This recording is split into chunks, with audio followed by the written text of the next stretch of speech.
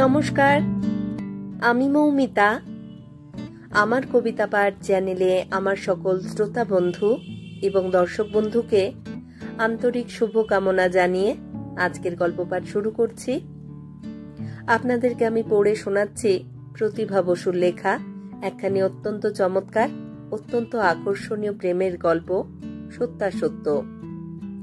যে গল্পটির প্রথম পর্ব আপনারা গতকালই শুনেছেন, যেখানে কলেজ শিক্ষিকা নন্দিতার সঙ্গে তার প্রেমিক অভিজিতের দেখা হয়েছে অপ্রত্যাশিতভাবে ট্রেনের কামরায়। নন্দিতার সাথে অভিজিতের বিয়ে ঠিকঠাক ছিল, দুই পরিবারের সম্মতিক্রমে। কিন্তু বিয়ের ঠিক 4 দিন আগে এমন কি ঘটেছিল যার জন্য তাদের বিয়েটা ভেঙে গিয়েছিল, যার জন্য নন্দিতা আজও অবিবাহিতা, বিরোহিনী। দেখা হওয়ার পর হলোই বাকি কি জানা গেল। শুনতে থাকুন গল্পের অন্তিম পর্ব। রোজকারী মতো আমার পুরনো কথাগুলি একবার সংক্ষেপে বলে নিচ্ছি। যদি আমার পাঠ আপনাদের ভালো লাগে, অনুগ্রহ করে একখানি লাইক অবশ্যই করবেন এবং গল্পখানি আপনাদের প্রিয়জনের সাথে শেয়ার করবেন। আপনারা যারা এখনো আমার কবিতা পাঠ চ্যানেলটি সাবস্ক্রাইব করেননি, তাদের অনুরোধ সাবস্ক্রাইব করে সাথে থাকার। আর আপনারা আপনাদের মূল্যবান মতামত কমেন্ট বক্সে জানিয়ে আমাকে অনুপ্রাণিত এবং সমৃদ্ধ করবেন, এও আমার অনুরোধ। ধন্যবাদ। শুনতে থাকুন সত্যাসত্য গল্পের অন্তিম পর্ব। অভিজিৎ গলায় জোর দিয়ে বলল, ঠিক আছে, তুমি তাহলে তোমার ভাগ্য নিয়েই থাকো, আমিও আমার পুরুষ আকার প্রয়োগ করি। পৃথিবীতে এমন কোনো শক্তি আর আছে কি? পৃথিবীতে এমন কোনো শক্তি আর আছে কিনা দেখো তুমি, যা আমার কাছ থেকে দ্বিতীয়বার তোমাকে বিচ্ছিন্ন করতে পারে। নন্দিতা মুখ ঢাকলো দুহাতে।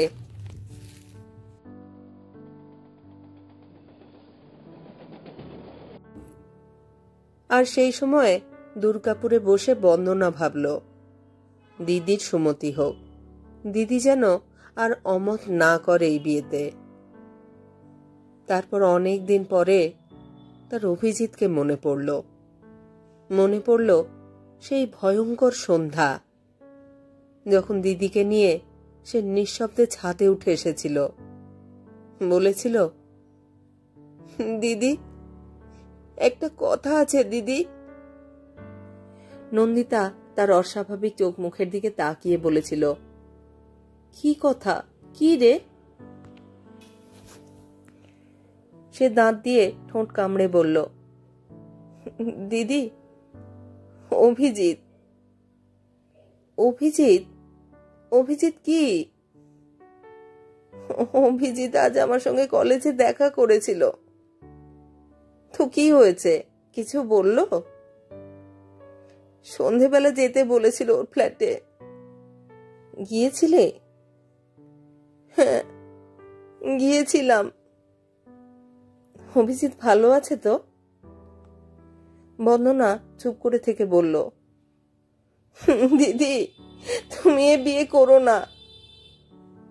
এই কথাটা বলতে বুকটা ধকধক করছিল তার।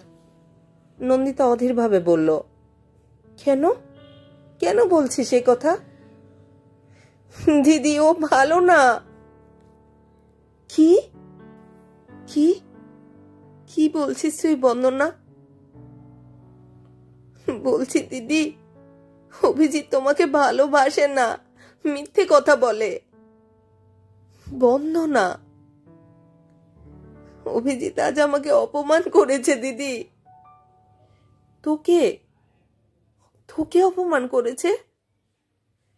হ্যাঁ, আমাকে দিদি, আমাকে ওর ফ্ল্যাটের মধ্যে একা পেয়ে। কি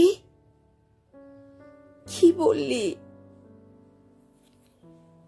জোর করে খারাপ কাজ করেছে, আমাকে নষ্ট করে দিয়েছে দিদি। আমার নারীত্ব কেড়ে নিয়েছে। সিঁড়িতে পায়ের শব্দ শোনা গেল। মা উঠে এসেছেন, হাতে ভেজা শাড়ি। কাজ সেরে স্নান করে এলেন বোধহয়। ছাদে পা দিয়েই থমকে দাঁড়ালেন। নন্দিতা ঠিক মরা মানুষের মতো দেয়ালে ঠেসান দিয়ে বসেছিল, চোখ বুজে।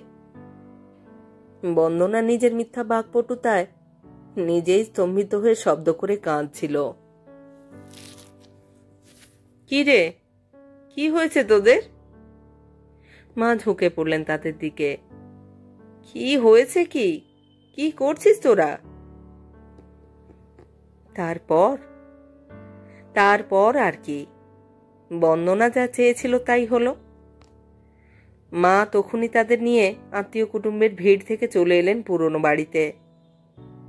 চুপচাপ অন্ধকারে শুয়ে পড়ল নন্দিতা। একটা শব্দ আর কেউ শুনতে পেল না তার মুখে। তাকে খাওয়ানো গেল না, ওঠানো গেল না।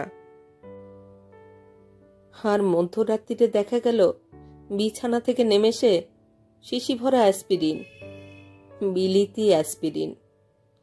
মার সর্বদা মাথা ধরা বলে অভিজিৎই যেটা দিয়েছিল একদিন, মুঠো করে নিয়ে জল মুখে দিয়ে হাঁ করেছে খাবার জন্য। লাফিয়ে নেমে এলো বন্দনা। ভাগ্যিস চোখে তার ঘুম আসেনি সেদিন। এক ধাক্কায় সব ফেলে দিল।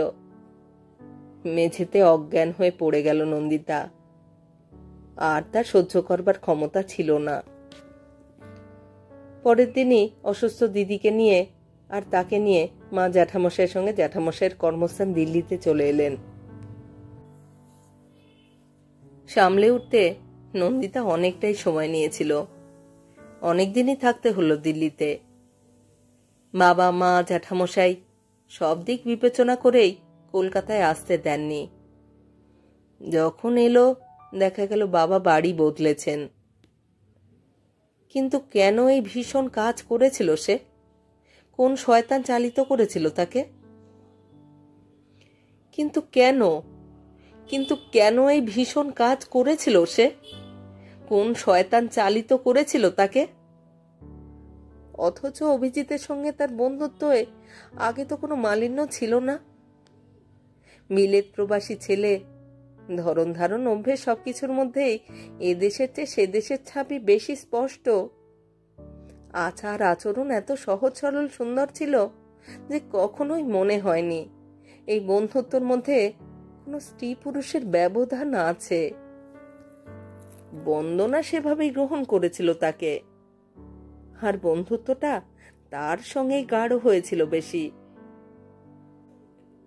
দিদি স্বভাবতই একটু লাজুক প্রকৃতি, কারোর সঙ্গে নিবিড় হয়ে উঠতে সময় লাগে ওর। কিন্তু তারই মধ্য দিয়ে ওরা যে কখন বন্ধুত্বর গণ্ডি ছাপিয়ে স্ত্রী পুরুষের গণ্ডির মধ্যে আবদ্ধ হয়ে পড়েছিল বুঝতেই পারেনি বন্দনা। যদি অভিজিৎ দুম করে একটা বিয়ের প্রস্তাব করে না বসতো, বন্দনা সারা জীবনেও জানতো না যে অভিজিৎ শুধু বন্ধু নয়, একজন পুরুষ বন্ধু, যার সঙ্গে প্রেমে পড়া যায়, বিয়ে করা যায়। সেই প্রস্তাবটাই তার 20 বছরের সতেজ সবল হৃৎপিণ্ডে এমন একটা ঘা দিল বিষম জোরে। তক্ষুনি মনে হলো এই প্রস্তাবের নায়িকা তো আমিই হতে পারতাম। ভাব তো আমার সঙ্গে বেশি। কতদিন তো এমনও হয় সারাক্ষণই ও আর আমি গল্প করি। দিদি আসে যায়, চা আনে, কিন্তু ধারাবাহিকভাবে সঙ্গ দেয় না। তবে কখন ও এই জয়ের মুকুট কেড়ে নিল? একটা হেরে যাওয়ার গ্লানি কষ্ট দিয়েছিল তাকে। আর সেই কষ্ট থেকেই কখন যেন একটি ছোট্ট প্রেমের অঙ্কুর মাথা তুলল উপর দিকে। কিন্তু কে জানতো সেই অঙ্কুর এমন সাপ হয়ে ছোবল দেবে? শেষের দিকে বন্দনা সত্যি হিতাহিত জ্ঞানশূন্য হয়ে পড়েছিল। নইলে এমন একটা মর্মান্তিক ঘটনা সে ঘটাতে পারল কেমন করে? অভিজিতের বিয়ে বন্ধ করার জন্য তখন তার এমন কোনো কর্মই ছিল না যা সে না করতে পারে না। শেষ পর্যন্ত করল তো। অভিজিতের দ্বারা প্রত্যাখ্যাত হবার প্রতিশোধ তো নিল। অথচ এখন তো ভুলেও একবারও মনেও পড়ে না ওকে। দিদি চোখের সামনে একটা জ্বলন্ত চিহ্ন হয়ে বসে না থাকলে এই মুহূর্তেই বা তার মনে করবার দরকার ছিল কি? একটা অপরাধ বোধ, এই অপরাধ বোধই মাঝে মাঝে কুরে কুরে খায় তাকে, অনুতাপ দগ্ধ করে হৃদয়কে। হে ভগবান, দিদি যেন এবার সত্যি বিবাহিত হয়ে আমাকে মুক্তি দেয়। এই যন্ত্রণা আমি আর সহ্য করতে পারছি না।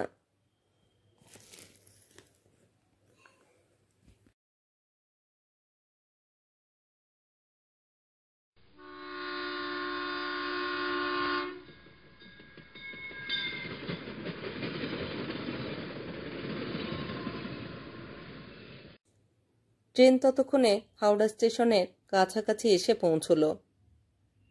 ব্যাকুল হয়ে অভিজিৎ বলল,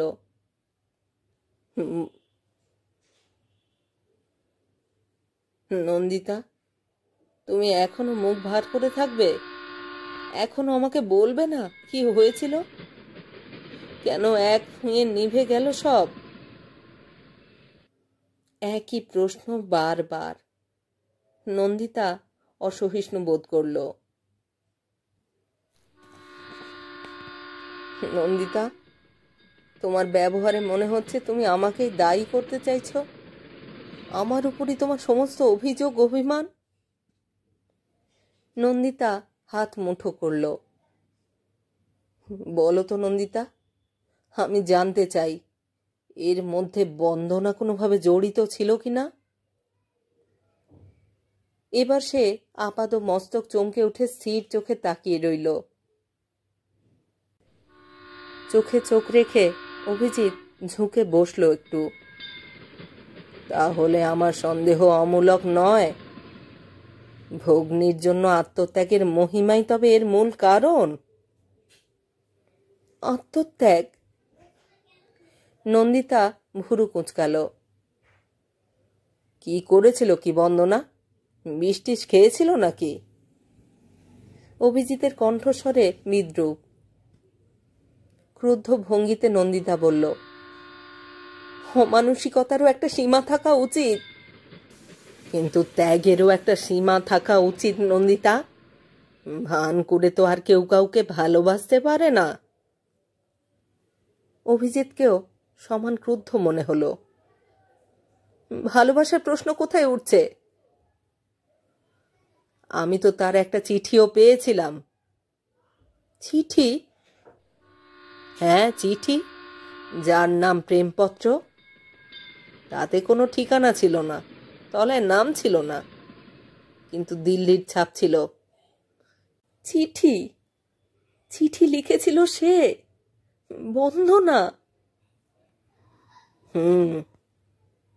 যদিও আমি ওর হাতের লেখা চিনতাম না, তবু আমার বুঝতে অসুবিধে হয়নি যে এটা ওরই চিঠি।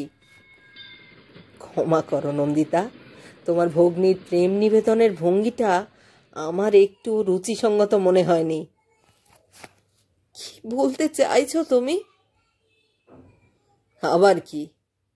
যখন বোঝা যাচ্ছে বিয়েটা ওর জন্যই ভেঙে গিয়েছিল, আমার কোনো সহানুভূতি নেই ওর উপরে। সে তুমি রাগই করো আর যাই করো। আমি ভেবেছিলাম সেই দিনে সেই কথাটা বিয়ের পরেও তোমাকে বলবো না। ছেলে মানুষের ঝোঁকে সে যা করেছে তা নিয়ে কখনো লজ্জা দেব না তাকে। কি করেছিল? কি করেছিল সে? আর্তের মতো বলে উঠল নন্দিতা।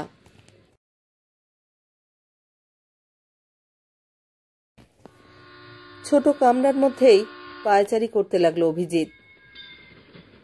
আমি যখন তাকে শান্ত করে বাড়ি ফিরিয়ে দিয়ে এসেছিলাম, জানো নন্দিতা, তখন সত্যি তার জন্য কষ্ট হচ্ছিল আমার। তোমার সঙ্গে দেখাশুনো বন্ধ হয়ে যাওয়ার পরে রোজই সে আসতো। আমারও কত ভালো লাগতো। আমি তো তাকে স্নেহ করতাম, কত ভালোবাসতাম। অভিজিৎ, আমি চিঠিটা তোমাকে দেখাবো নন্দিতা। তবে কি ও সব কথাই বানিয়ে বলেছিল? যেন ঠোঁট থেকে স্খলিত হলো কথাগুলো। ফিসফিস করে যেন নিজেকেই নিজে প্রশ্ন করল নন্দিতা।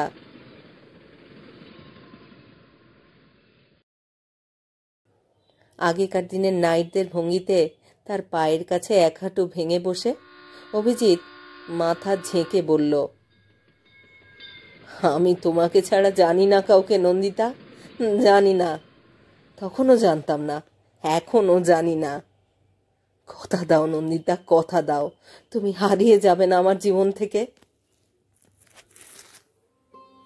মহাচ্ছন্নের মতো নন্দিতা একটা হাত বাড়িয়ে দিয়ে বলল, আমি যাব, আমি যাব তোমার কাছে, আমি চিঠিটা দেখব।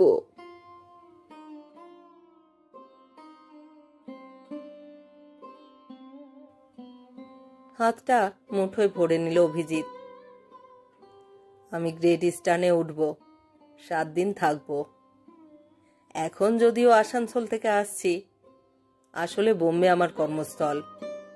সেই যে তোমাকে না পেয়ে কলকাতা ছেড়েছিলাম, 7 বছর বাদে এই আবার ফিরছি, আর পথেই তুমি। কি আশ্চর্য! সে উঠে দাঁড়ালো। বন্দনা তোমাকে কি বলেছিল আমি জানি না নন্দিতা, চিঠি পড়লে সবই তুমি বুঝতে পারবে।